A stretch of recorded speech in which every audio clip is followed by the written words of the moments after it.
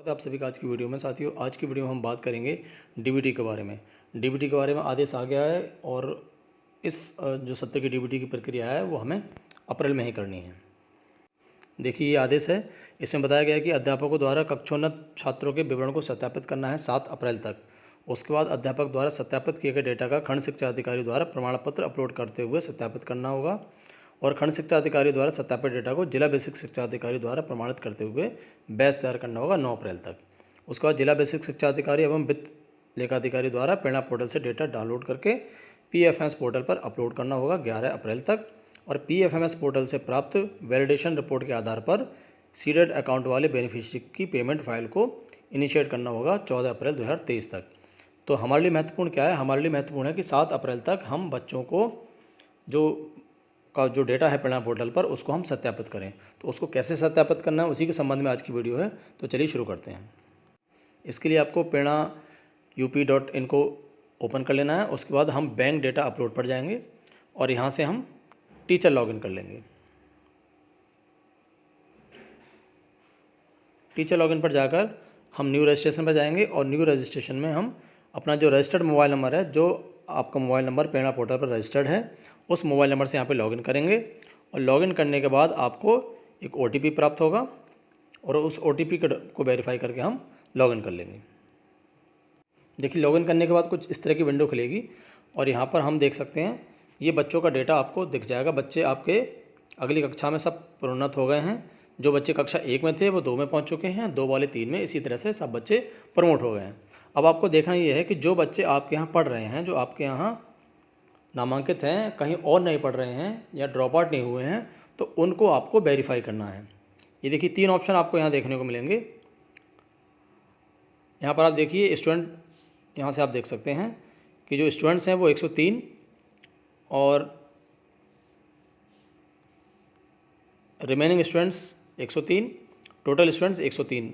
Number of verified student 0 दिखा रहा है क्योंकि हमने अभी तक एक भी स्टूडेंट को वेरीफाई नहीं किया है। तो वेरीफाई करने के लिए देखिए 3 ऑप्शन है यहाँ पर। छात्र वेरीफाई करें, डिलीट करें या फिर CWSN के लिए मार्क करें। तो अगर आपका बच्चा, आपके स्कूल का बच्चा आपके विद्यालय में ही है, कहीं और माइग्रेट नहीं हुआ है या ड्रॉप आउट नहीं हुआ है, तो उसे आपको वेरीफाई करना है।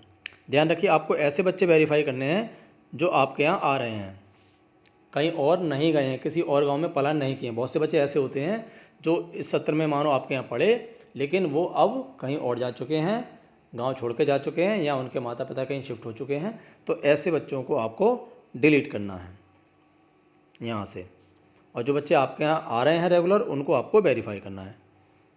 तो जो बच्चा प्रतिदिन आ रहा है उसको वेरीफाई कीजिए। जो बच्चा नाम कटाएगा, जो जा चुका है, पलायन कर चुका है, उसको हमें डिलीट करना है। अब मानो हमें किसी बच्चे को डिलीट करना है, तो डिलीट करने के लिए हम डिलीट पर टच करेंगे और यहाँ से ऑप्शन आएगा रीजन हम सेलेक्ट करेंगे। क्या रीजन है? विद्यालय दूर होने के कारण, कक्ष में छात्र संख्या अधिक होने के कारण। देखिए, ये तो ऊपर के ऑप्शन होंगे नहीं, या तो ये हो सकता है कि परिवार घुमंतु होने के कारण। मानो कुछ समय के लिए बच्चा आपके गांव में आया था, आपने उसको नामांकित किया अपने विद्यालय में, अब वो परिवार कहीं और चला गया। फिर ये हो सकता है पलायन करने के कारण। पलायन करने का मतलब ये है कि वो परिवार आपके ही गांव में रहता था लेकिन अब उसके माता पिता बच्चे के कहीं और पंजाब, दिल्ली, हरियाणा, चंडीगढ़ कहीं भी वो काम करने के लिए चले गए, वो यहाँ से पलायन कर गए। ये कारण हो सकता है। तो ये कुछ वैलिड कारण हैं जो आप इसमें मेंशन कर सकते हैं। उसके बाद आपको यहाँ पे कमेंट कर देना है और कमेंट करने के बाद डिलीट ऑप्शन पे जब आप टच करेंगे तो ये बच्चा यहाँ से डिलीट हो जाएगा।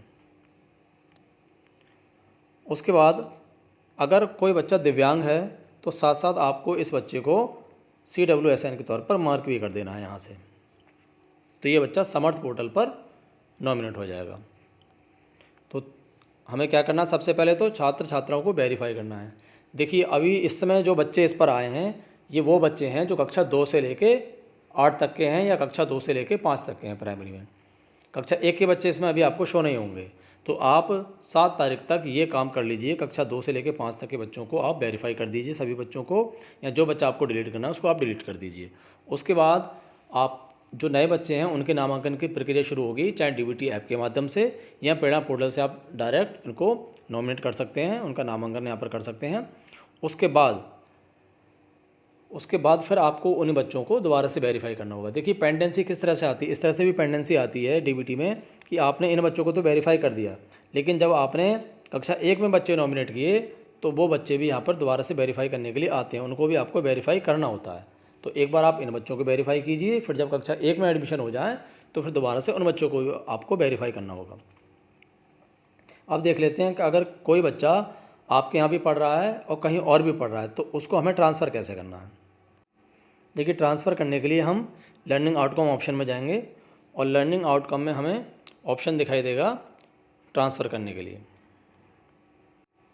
देखिए यहाँ पे हम देख सकते हैं स्टूडेंट ट्रांसफ़र प्रोसेस, यहाँ पर हम जाएंगे और इसमें आपको बच्चे को कैसे ट्रांसफ़र करना है वो आपको यहाँ पर देखने को मिल जाएगा। देखिए यहाँ पर हम जो बच्चा 2 जगह नॉमिनेट है उसकी जानकारी यहाँ पर शो हो जाएगी, क्योंकि हमारे यहाँ का बच्चा कोई भी दूसरी जगह भी नॉमिनेट नहीं है तो यहाँ पर कुछ भी नहीं है।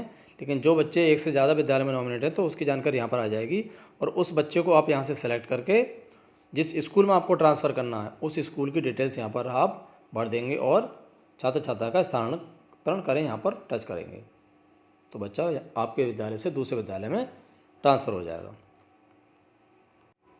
तो साथियों ये जो वेरिफिकेशन का स्थानांतरण या फिर डिलीट का जो कार्य है वो अत्यंत महत्वपूर्ण है। 7 तारीख से पहले हमें इस कार्य को कर लेना है ताकि जो नवीन नामांकित बच्चे हैं उनको भी हम समय से वेरीफाई कर सकें। तो उम्मीद है साथियों आपको कैसे वेरिफिकेशन करना है, कैसे बच्चे डिलीट करने हैं, कौन से बच्चे डिलीट करने हैं ये आपको समझ में आ गया होगा। और फिर भी अगर आपको कोई कन्फ्यूजन है तो आप वीडियो पर कमेंट करके पूछ सकते हैं। वीडियो अंत तक देखने के लिए धन्यवाद।